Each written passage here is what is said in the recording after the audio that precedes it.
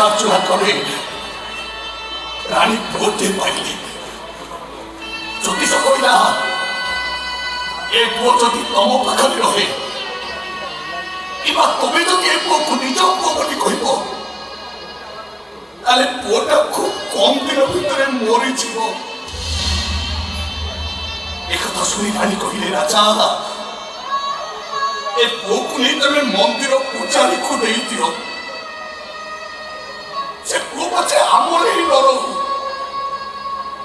केही भी ताको आम पुओ बोली न कहतु आम पुओटा बंचे कि रहू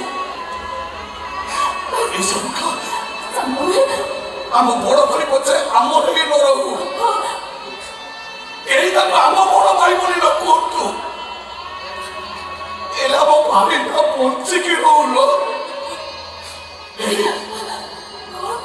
मन को बुझे भाभी ने आमर गोटे बड़ भाई थिला